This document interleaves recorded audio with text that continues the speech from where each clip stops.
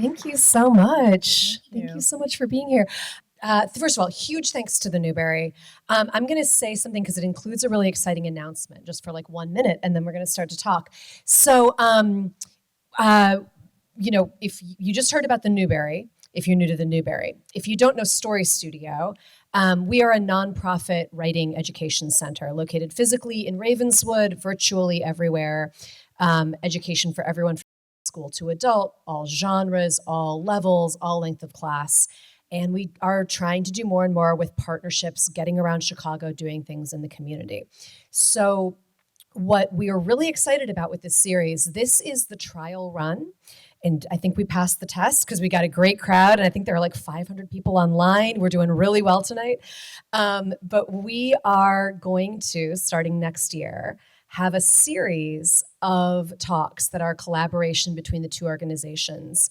I'll be curating it, and like this, it'll be a conversation between an out-of-town visiting author and someone from Chicago. There will be 3, one in the fall, one winter, one spring. And like tonight, we're not getting someone on book tour. We're not getting someone who's here to talk about one book. The idea here is more like a cross between This Is Your Life and Inside the Actor's Studio.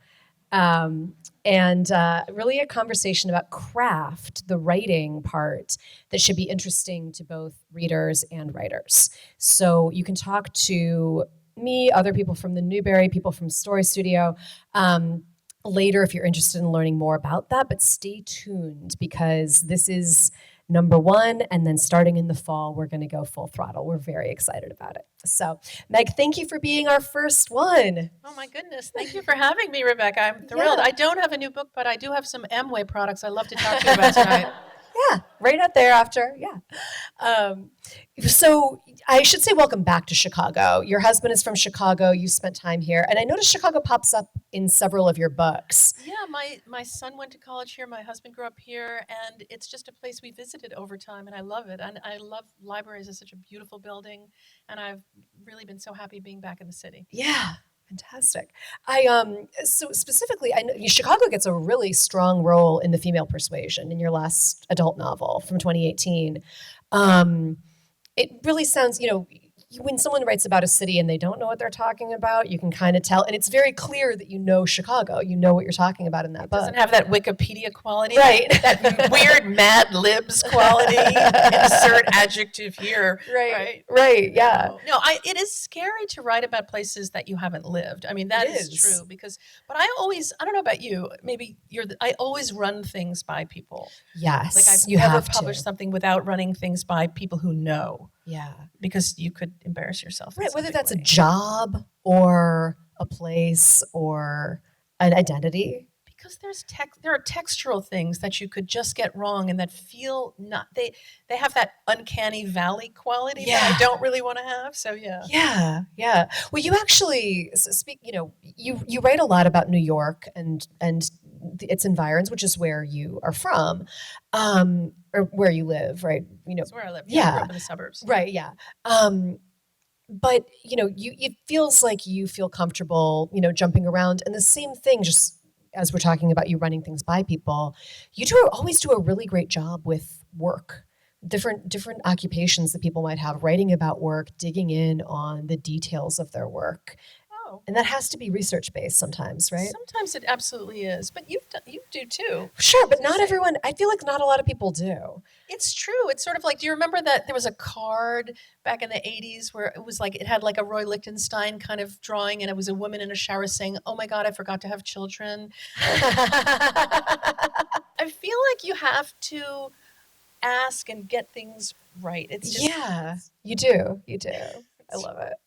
So before we get into like craft, although this might lead us there, I did say we're going to do kind of like This Is Your Life, but I'm not bringing out people from your past. Do I get a whirlpool, washer and dryer? Right, yeah. Oh, that's Queen for a Day. Do some of you remember that? Where like the most tragic person got prizes? Yeah. Is that why you invited me here, Rebecca? Yes. Is that what this is? I think This Is Your Life was when they would bring out like your 3rd grade teacher onto the stage. I don't mind that. Yeah, no, we're not doing that. But I'm not going to ask you to take us through your whole career chronologically, but I'm really curious about a couple of things from very early in your career. And I'm going to ask them together because I don't know what the connection is between them or what the line is between them. But number one being that your mother is a really successful fiction writer who just had a new book out last year, or 2 years ago? Yeah, the paperback came out last year. But Yeah. 2 years ago.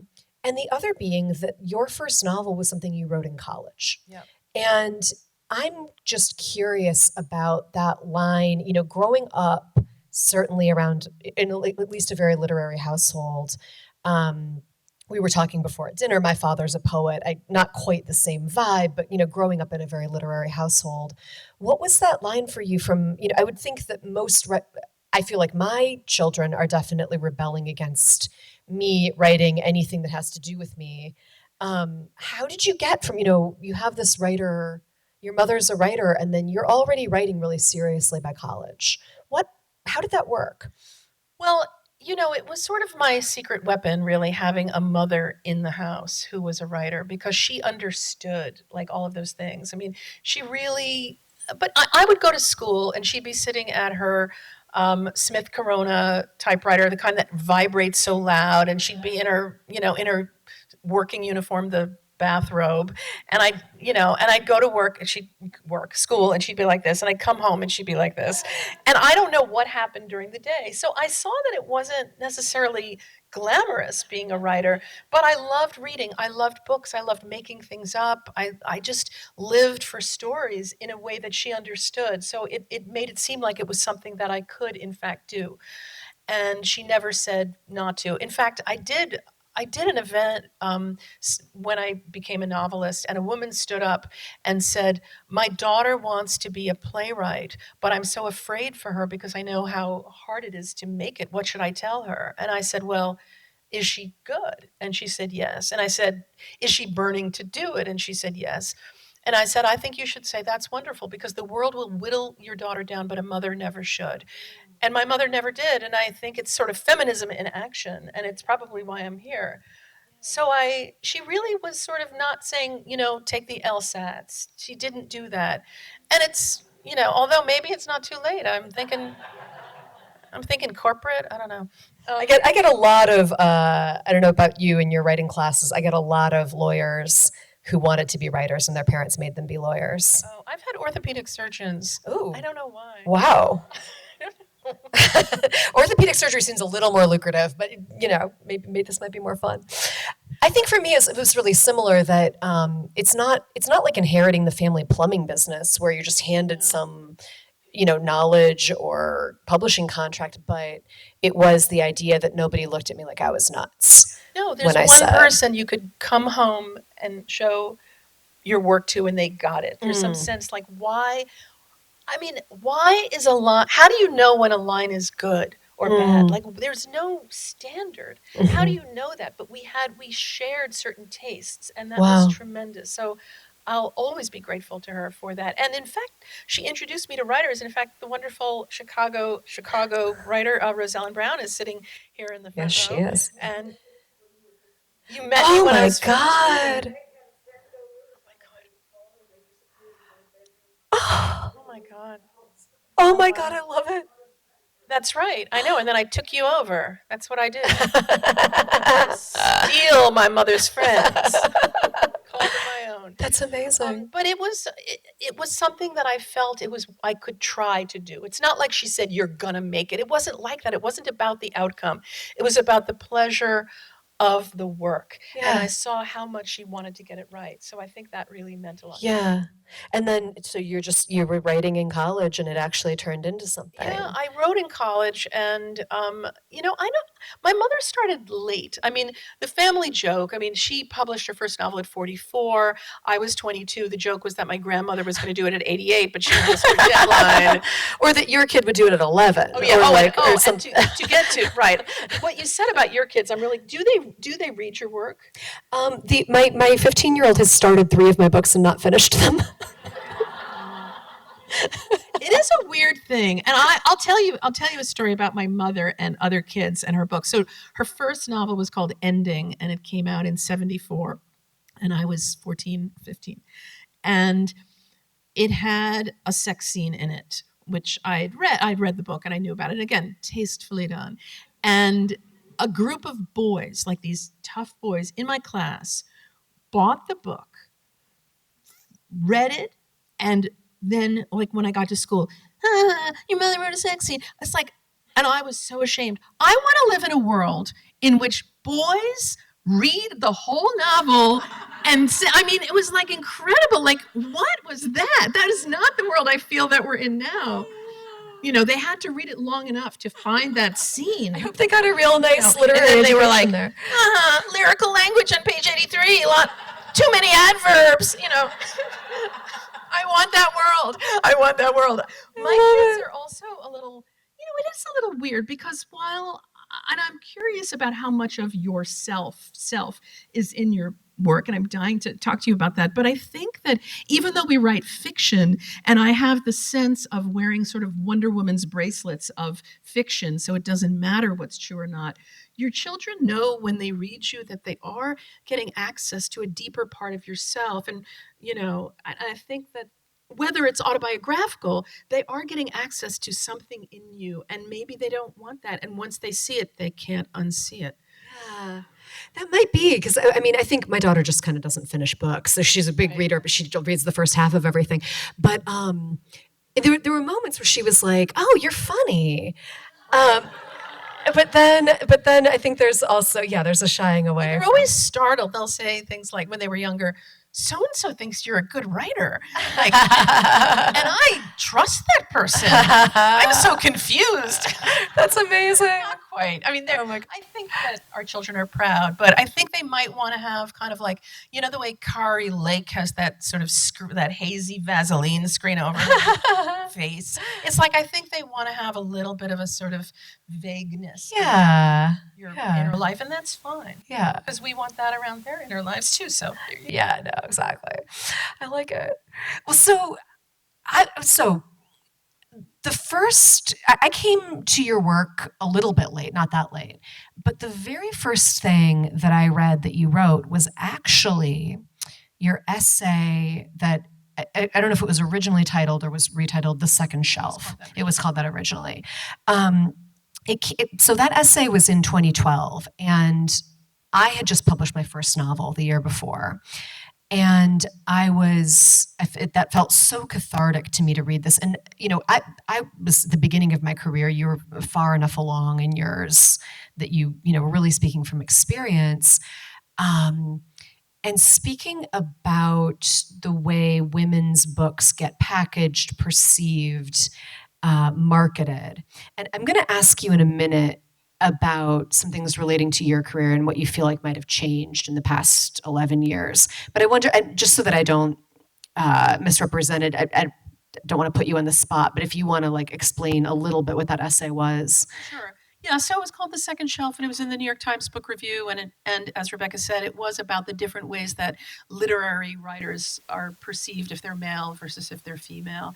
And I had been just sort of marinating in these kinds of thoughts for a long time, and it popped up as an idea to sort of write about. And I'd had some experiences as a writer where you'd go to a party, and I put this in the piece. You go to a party, and a man might come up to you, and you say you're a writer. And he's like, "What kind of things do you write?" And well, I write about family, marriage, sex, love, children, desire.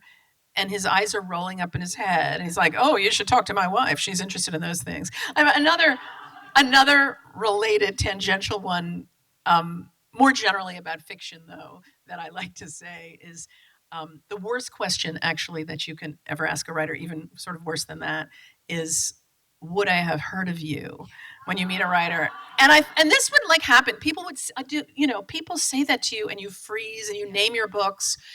And, again, they're unconscious while standing up. And I think there's only one good answer to that question. If somebody asks you, would I have heard of you? A writer should say, in a more just world. So, yeah. Yeah. My answer to that is, it depends how good your taste is. Oh, that is better. I really like that. Now, you name your books and you go through your whole oeuvre, and then they say, actually, I only read vampire fiction. So you coulda saved the time. But I was interested in the different ways that men and women were treated, and one of the things I did look at was the covers of books.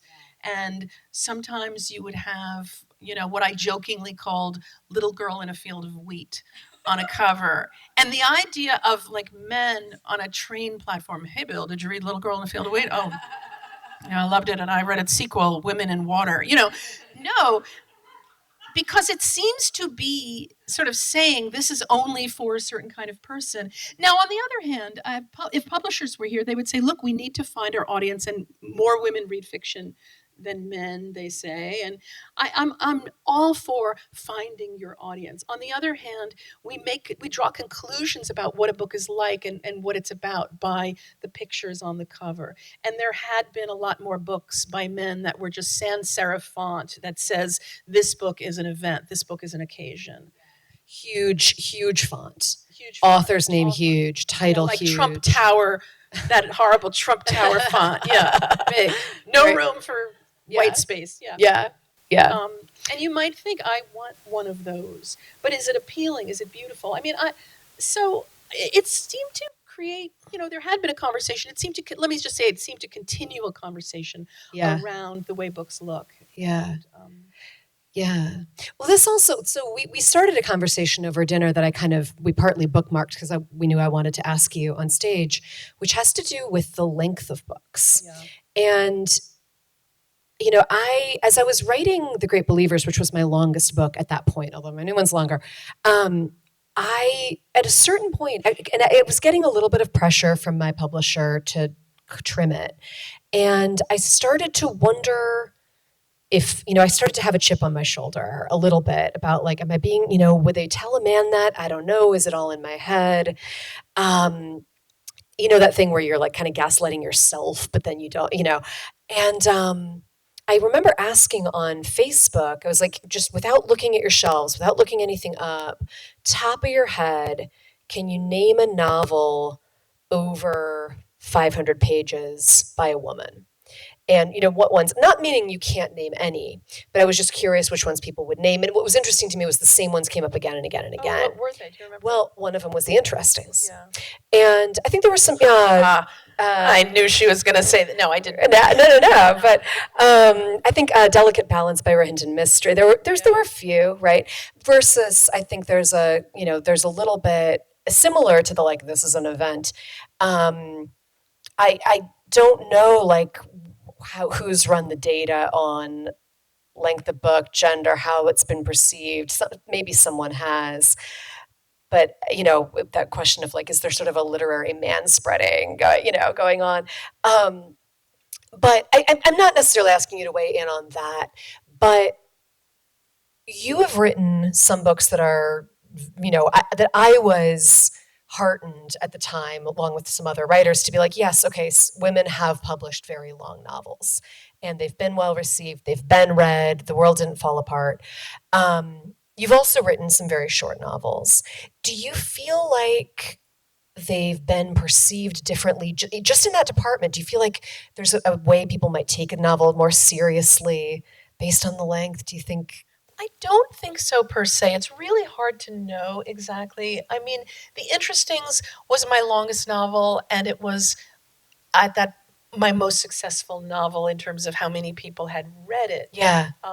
But I don't know if that was, but I always say, the book really seeks its own length because that was a novel that took place over decades.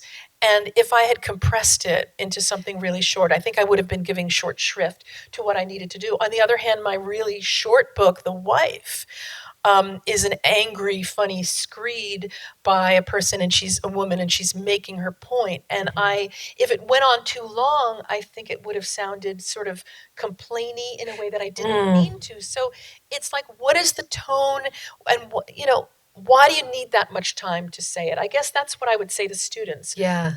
Why does it need that? And if the answer might be because it needs that. Yeah. Well, you also in some of your in many of your books, and some of them are the longer, including the Female Persuasion, which is longer. Yeah.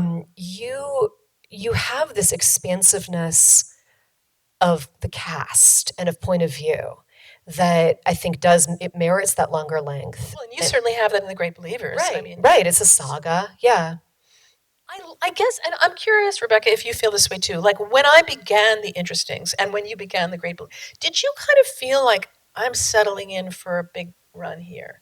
And it was very relieving to me to know that. Did you have that feeling? Like for a long. This is going to be a long experience of writing, and I'm Yeah. going to let it unspool because I Yeah. don't want to cheat it. And I'm not going to worry about, is this too long? I'm not going to worry about that until later. Yeah. Well, I've learned to let go on that. I've learned that you have to let it be like if it's, I see so many students where what they really need to do to their book that might already be too long is actually to go in and add a bunch of stuff, which is terrifying to them. They need to do that and then go back in and shrink it.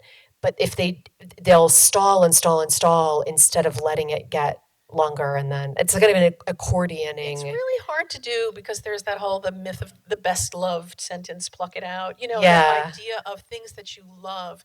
But I have a very close working relationship with my editor, and there was a section in The Interestings that she sort of was like, you might lose this. And I was like, no.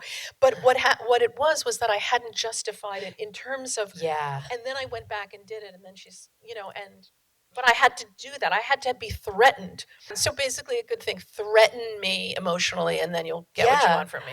I've had that too. Yeah, where it's like, it often something that does stick out in an interesting way, right? Like, and you're on the verge of something with Right, it. but you don't see it yet. You're just Yeah. clinging to it. You insist it needs to be there, but it didn't need to be there, but its sister did. Yeah, yeah. No, you need to make it structurally integral. Right. Like So that- it's not fully conscious yet. Yeah, And I yeah. think it's going from that state of half consciousness to consciousness as a writer. Yeah, I think that's something that I guard against with my students in workshops too. Is the thing that sticks out as being kind of awkward or odd is the thing that people often want to sand away, and it could, in fact, be the place where discovery is waiting. That's right.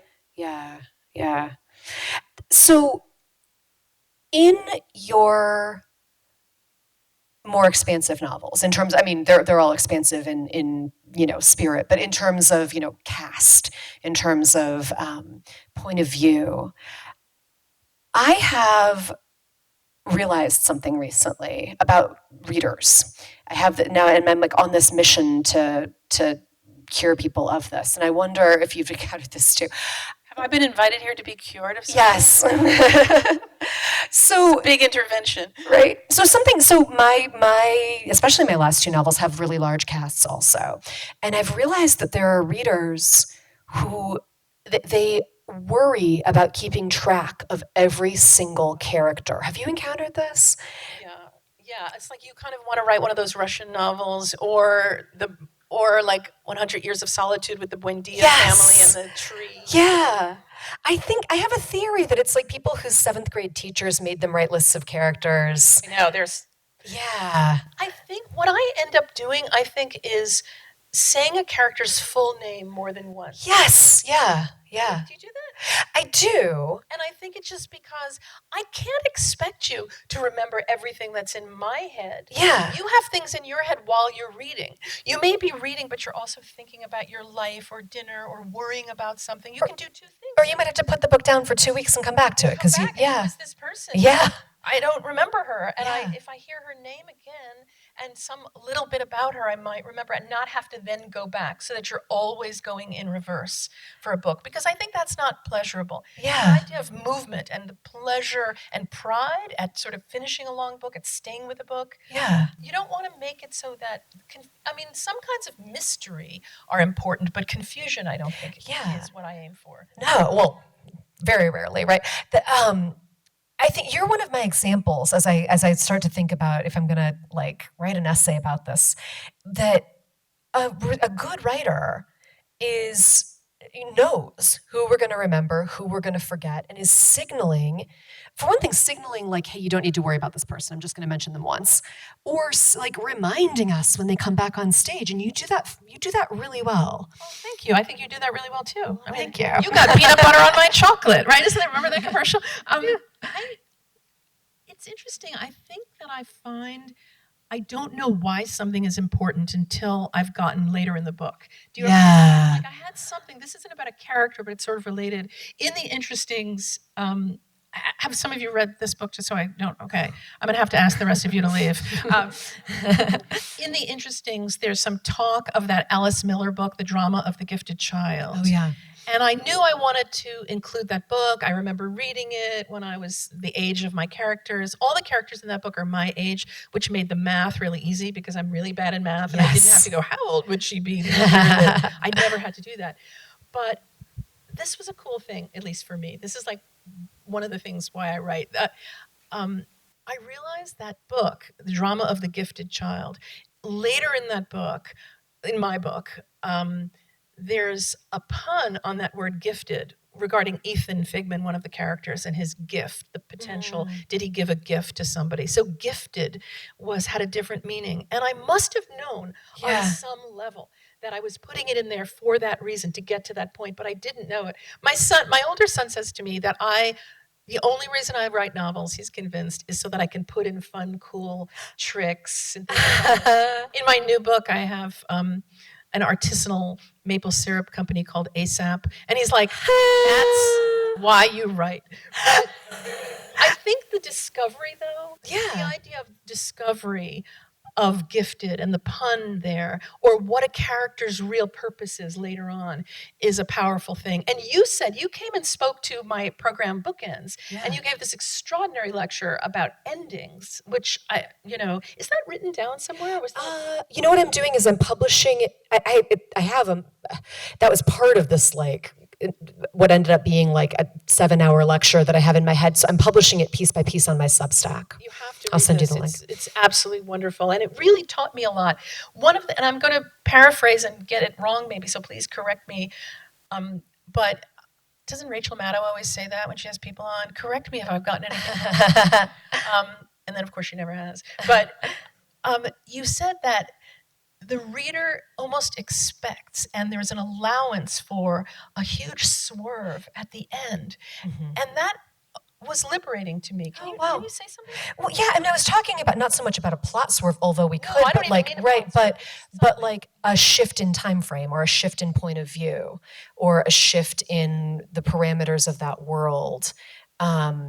I think that we can feel like, oh, I'm in this one scene and I need to end the story in this scene, in this room, versus I'm going to jump ahead 10 years or back 50 years or into this guy's point of view, or other things that might shake us loose, kind of. Why the ending, though? Why do we permit that at the end, do you think? Yeah, I mean, I think I think we could, if you could do it at the beginning, right? You could establish something really early on, but midway through, it's like, no, you've made the rules, and if you change the rules on me, I'm going to feel kind of, cheated. But if you change the rules at the very end, it's thrilling. Yeah, I absolutely understood. It's that's great.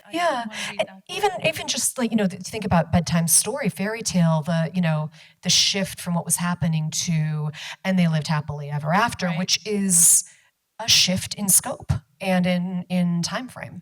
I think the reader is really willing. If you have authority as a writer, the reader will go anywhere with you. Oh, yeah. And that's one of the things I love about reading, certainly. Yeah.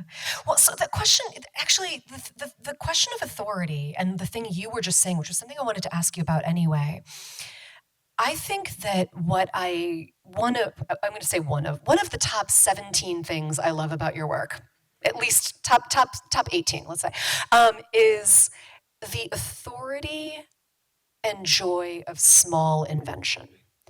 And what I mean is, and the maple syrup thing was a perfect example. I love that. But you write convincing rap lyrics in the middle of a novel, or you make up a video game, or you make up a social media platform, or you make up, sometimes something that seems maybe based on, say, bread loaf. Like there's certain, like, oh, this must be this thing, or this is probably. But very often, just pure invention of song lyrics or a company or whatever it is.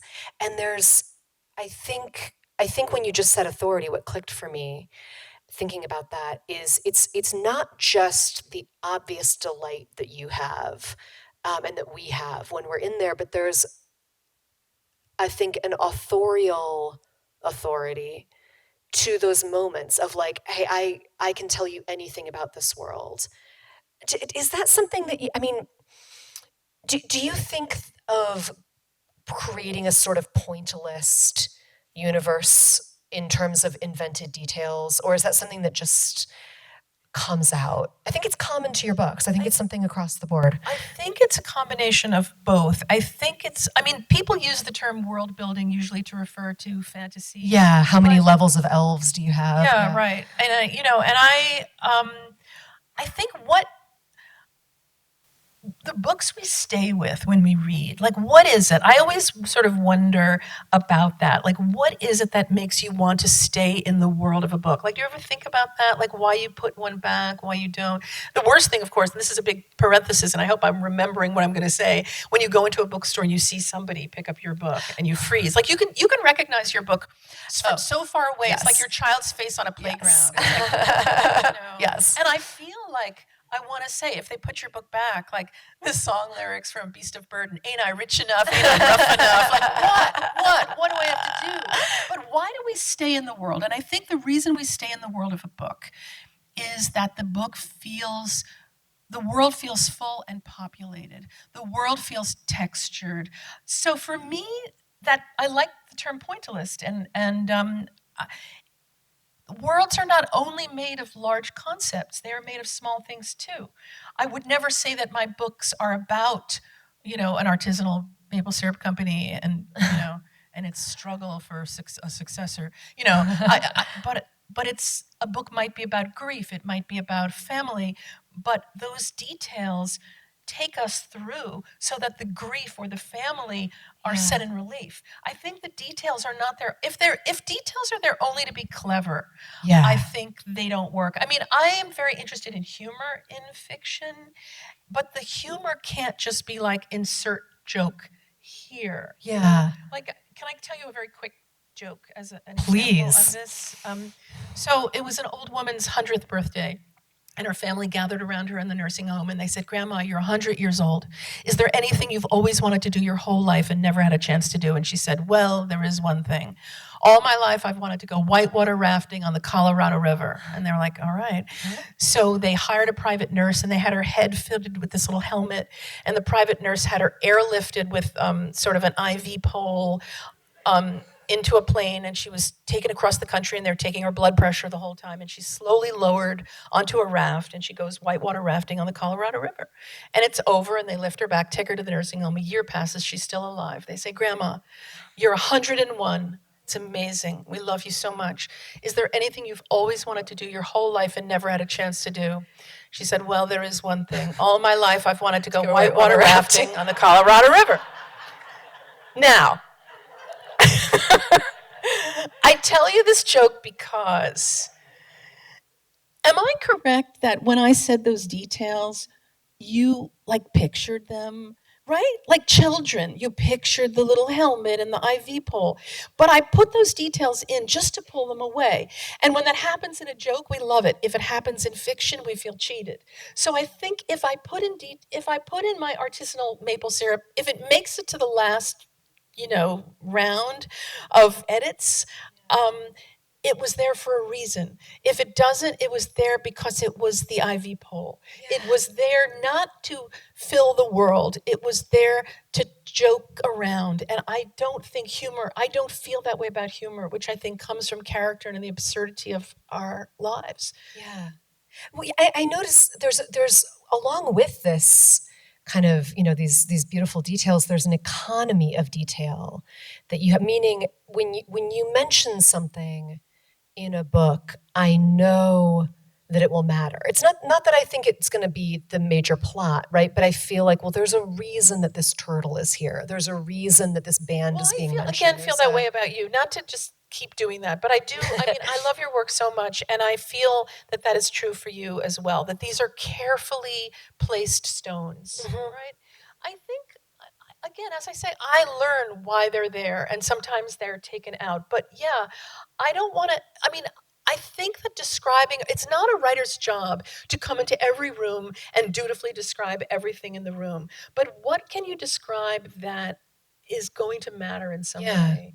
And I feel like you can see this with character maybe a little more easily. Like, I want to know who a character is on the page, but how do you get that across? You don't want a character to just have a catchphrase, I mean, that's really not. Yeah. I remember on the early days of David Letterman, had the audience vote on different catchphrases, and one was "More pie, Admiral," and you don't want that every time you have this character who says something. Yeah. You don't want that. But the way I see character, again, and I think it's a parallel to what you're asking. I don't think I'm really changing the topic. You know how when you're at home and you suddenly want to call a friend, but it's not that you needed to tell that friend anything in particular or hear anything. You wanted the feeling that you get. Without knowing it, you knew that you got a feeling. You get a feeling from that person, but you can't name it. I think that should be what it's like in fiction, with whether it's a character or whether it's an object. It has to almost vibrate with some feeling. Yeah. And if it doesn't, those objects are just room decoration, or that character is just there as a kind of messenger to convey information. Yeah. And I don't want that in my novels. Yeah. Well, you do, I think part of that recognizability of character when they recur is, and again, it's not the catchphrase, it's not the, here he comes with his red hat again, or his, but that there's, if you've made the character three-dimensional enough, then when they recur, we do remember them. And it might be something like, and this isn't a character we'd forget, this is a bad example, but Joe in your novel, The Wife, he's always eating walnuts. The beginning is just a big part of his character. And until we know it, we wouldn't forget who he is because he's one of the main characters. But that's just part of his ambience, it's part of who he is. And it ends up being important to the plot. And it Unlike in fiction, you can't have them do everything. There are limitations. There was a piece by James Wood, I think, in the New Yorker years ago, who said, in life, we know many people with the same name. Like, I don't know, everybody in my high school was named Lisa. Yeah. In a novel, you're not going to have 3 Lisas. Yeah. That's a good point. Why? Like, Yeah. if it were real, if it were really an imitation, you might. Yeah. And Yeah. you have to make choices that make these things stand out, that set them in relief. And I think, right, Joe with the walnuts sort of does that. You can't have them do everything. Books don't take place on any day. They take place on what I like to think of as a sort of bouillon cube distillation of a day. Yeah. Yeah. I love that. That's amazing. I think so. This is flying by. I only have time to really ask you kind of one more big question, and then we're going to have. So, the texting thing is like for everyone in here. It's not just for the online people. So if you have a question, you're actually going to text it, and she's going to hand me an iPad. I'm going to read them off of there. So do that. So high tech. I know. But what I want to make sure I get in before all of this is, you are. Now, I don't know if curator, but what your official title is for Selected Shorts. So for this incredible, if you don't listen to this podcast, this is actors on stage in New York reading short stories with audience reaction, which to me makes it just that much more vibrant and listenable. It's been around for a long time, really having its full, I think, life as a podcast, and now you are curating. Maybe you can explain better than I can. It's not just in New York; it's also around. They That's do right. around Yeah, the country, which is really, really great. So it's Selected Shorts. It's on a lot of public radio stations, and there's a great podcast that you can download wherever you get your podcasts, as I say on the show. It's Isaiah Sheffer was the wonderful host, who's a founder of Symphony Space in New York City, where I live, and I just loved the show. I love actors. They read so much better than I can ever read. Oh I my get God, up yeah. and read. I joke. I mean, I went to this summer camp, sort of like in the Interestings, and everything that I was in, I spoke in what I can only call my Katharine Hepburn voice. Like any play, I could be in a Neil Simon comedy or in Marat Sade, and I'm like, "Mother, where are you? Where are you, mother? Mother?" So actors are unbelievable. Yeah. They take their time. See, I don't know. I mean, I get up to read and I'm scared. I mean, I'm like, I look like a Roz Chast character, and I want to get to the end. I'm looking at the time. They get up there and they take their time, and it's so beautiful. And I've learned so much from these actors who read these short stories, and I just love it. Like, take your time. If are some of you writers or writing? Yeah. It's just, for me, I've gotten to be a better reader, I think, from listening to short stories read aloud. And I absolutely love the show. And I'm talking to actors and writers on the show. I'm hosting my first live show actually a week from tonight, and it's streamed, it's online, and you'll hear all the same jokes that I said tonight. I have 3. I once did an event at Ann Patchett's bookstore, and she was interviewing me in Nashville, Parnassus, and I said something like that. Writers have like 3 arias to sing, and she piped up 1. And it may be true, but I love doing the show because I'm a real fan of these incredible actors reading short stories, and the idea of bringing short stories to a lot of readers who might not find them otherwise is, we live in a nonfiction culture. We are so glued to what's going on. Like, while we've been in here, who knows what's happened? But fiction takes us into the textured world, that it's not what happened, but what might have happened, and that's what I love so much about it. So I'm honored hosting the show. It's just a great pleasure. I'll say with it, because I've had, we were talking earlier, I've had 2 of my stories over the years on there, and the one of them that was read by Victor Garber, who's brilliant. If you think you don't know who he is, you actually do. You can look him up later. But he was the creepy professor in Legally Blonde, among other things. But he gave a reading of my story that then, it had been published already, it was anthologized, but my short story collection hadn't come out yet. And when I revisited that story to edit it for my collection, I was influenced by his reading of the story, the way he had emphasized places where he'd paused, and I was like, how do I get that pause on the page? Because I loved it. Yeah, and I had that experience. Blythe Danner read one of my stories before I was hosting the show. It's not like I'm the ultimate Nepo baby. Yeah, we did my story. And there were lines that she spent more time on, and lines where the audience laughed, and I had no clue. It's like another language. You learn about your own. You can learn about your own work in somebody else's voice. Yeah, and short stories. I mean, I think a lot of people maybe didn't have a good experience with them in school, or they just don't think about it, or it's not the kind of thing that you walk into the bookstore and the bookseller can't hook you on a story collection in the same way by saying, oh, it's about this. And so we just don't read them often enough, but this is a great way to get short stories. Wonderful. You can read it walking around, listening, driving your car. And I'm just falling in love all over again with Grace Paley's stories, and just stories by writers I love so much. So definitely check it out. It's just really thrilling. It's the best thing. Okay, we're going to step into the future. This is amazing. Wow, okay. And I'm going to choose some of these. All right. So I like this question, this first one. Can you talk a little bit about the importance of formal writing education? And this is appropriate, what stories. Do you want to start? Well, I'll start by kind of just adding to the question, maybe. But say, StoryStudio, we're here sponsoring this. Like, this is, formal. I don't know. We're very casual, but writing education. And outside of academia, which your bookmarks program, like your bookends, sorry, bookends, sorry, program, right? It's not, here's the MFA track and you're going to do this one thing. It's lying outside of that, and I think there's a lot of cool stuff going on in that realm outside of academia right now. But do you Your want to? program too. I mean, yeah, I don't have an MFA. I don't either. We don't need no stinking MFAs. We are so cool. I do have an MD PhD.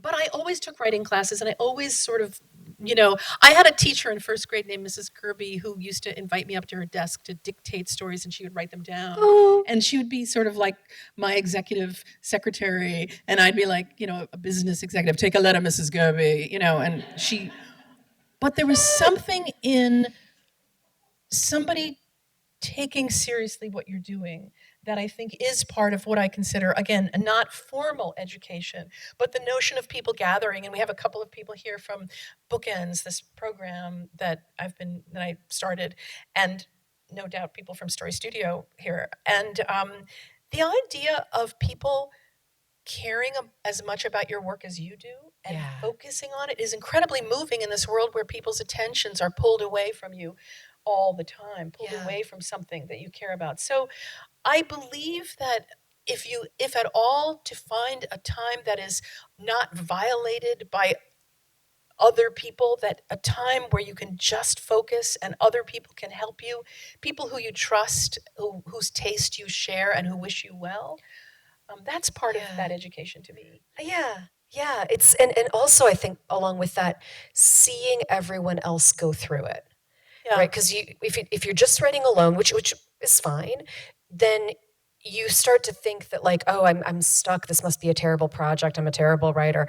But when you see other people are talented, and you see all of them also go through, this is terrible, and you know that that's not true. Yeah. And then you see them come back to it, and it's really an important thing to see other people at that unfinished place. Yeah, I think it is. I'm going to roll several questions together because I think they're speaking to each other. So one is, what are the steps to begin writing when you have no education of or experience with creative writing? It all feels so daunting sometimes, but the desire lives on. And another question, someone's saying, I'm a writer working on the first draft of my very first novels. And they're asking about process, about, I'll just to paraphrase here, how much, you outline, how much we, plan out. So those are, and there are several other questions about getting started. I'm just going to kind of roll those all in. But let's talk a little bit about, like, for people who are outside of academia, or coming back to writing or starting writing, the ways that they can approach either just starting a practice. Someone else is asking about finding a community, just finding readers, all of that, and then also approaching a bigger project. It's kind of a big, huge question, but I think we can handle it. Do you want to start? I can start. Yeah, I can start a little. Yeah, I could say first of all, I mean, decide whether you're choosing to write in isolation or write with other people, because you have those choices, and it, writing with other people doesn't need to be, move to a cornfield for 3 years, and it doesn't, and get an MFA, and it also doesn't need to be expensive, or even cost anything necessarily. But I think I would say that's, I think people they sometimes let that choice be made for them by just feeling like, well, I don't know anyone, so I guess I'm working alone. Or I just got invited to do this thing, so I guess I'm going to be doing this with other people, and not necessarily thinking about how they work best. It's just a very small part of it. But my initial responses, just little impressionistic ones, are reading things you love, reading things you once read and loved, I think allow for a kind of companionship when you're writing, if you don't even have that in terms of other writers. Yeah. That's one thing you can do, is go back to something where you feel the writer was so excited when they wrote that passage. Yeah. That is something that can sustain you. And then maybe you don't have other writers around, but do you have other readers around? Yeah. Do you have somebody who can be like a designated reader because you sometimes talk about books with them, just to show them a passage. Sometimes all it takes is keep going. Sometimes all it takes is that, and you can find your way, a little further. But there is something in the being alone that's not the worst thing. Yeah. There's something in being alone. I mean, and of course, time is an issue. And that reminds me, we didn't even talk about the question of time in our work, because that's something I really wanted to ask you, because you've done time backwards with 100-Year House, which is just incredible. And time is such a big thing. But managing time, a friend of mine who's a novelist and said that when she wrote her first book, she was going to write 1 page a day. And she did. And at the end of a year, she had a book. Yeah. And that's not unreasonable, because she had a full-time job, and that's what she did. So she carved a little time before the kids got up, before work. Yeah. So there are various ways to sort of enter it, I think. Yeah. And they're different. I think it's dangerous when people get the idea that there are certain paths in. And I've realized with my main class that I teach myself at StoryStudio is a novel writing class. And I don't know if you get this in your novel class too, but sort of first day intros, everyone going around, and the number of people going, well, I don't know, I'm working at a real disadvantage here because I have like a full-time job. And, but it's like, well, starting to realize, and I think they really saw themselves as an outlier, and figured that everybody else was somehow magically a full-time writer, as if, No, most people, have jobs. Yeah. Jobs. Publishing is a different thing. When people want to publish, they have to find what is the way to do it. How do you get an agent? There are books about that, the literary marketplace, that tell you how to do that. But I think if you're a big reader, people say that thing, write what you know, but I've always said, write what obsesses you. Like, what would you be thinking about anyway? And there's one way that you can know that, but it's a really terrible way. Nobody really wants to do it. Look at everything you've Googled for the past 24 hours. Yeah. You will know who you are. And I joke that for me, like, that would be a combination of Virginia Woolf and Does This Mole Look Suspicious? And that is not a novel per se, but the artisanal maple syrup man looked at the mole on his head. Right. But what are you thinking about? Like, rather than this notion that here's myself who's a realtor, but when I write a novel, it should be hushed and lyrical and no, like, who are you? Who do your friends know you as? Like, what is the most you? I guess I think that is often a way, not your own story. I don't mean write I've never written autobiographically, but what feels most like you, like the kind of ways you think. There's a great line that Zadie Smith had in an essay called Fail Better, The Story of Clive. Something like, when I write, I'm trying to express my way of being in the world. And I love that. And I think that may be something I would say to writers. Yeah. I think this actually brings me back to something that no one else in this room heard, so I'm going to fill them in. I was trying to express over dinner, and that in 197,000% positive way, that I feel a consistency in your work, that it has nothing to do with a sameness. It has nothing to do with a repetition or lack of surprise, but there's a sort of a, it feels so much like the statement and the ethos of one expansive writer.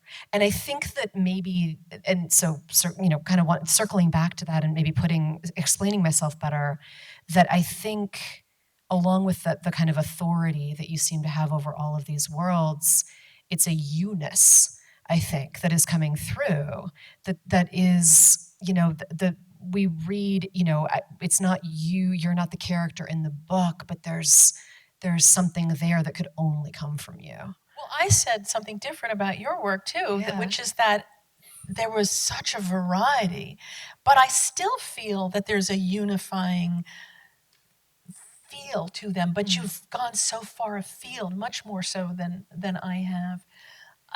It's just it's what feels natural to us.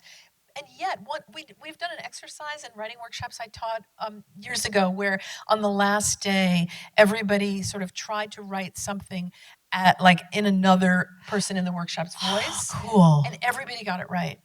And we didn't even know why. Wow. Like it's one of those mystery things. And I think that would even be true for you, even though the work is so different. Yeah. There's something like, what is it? It's not a preoccupation. It's not a tick. We don't know. And I think this is why we love fiction, because I don't really know the answer to this. There is a mystery around that.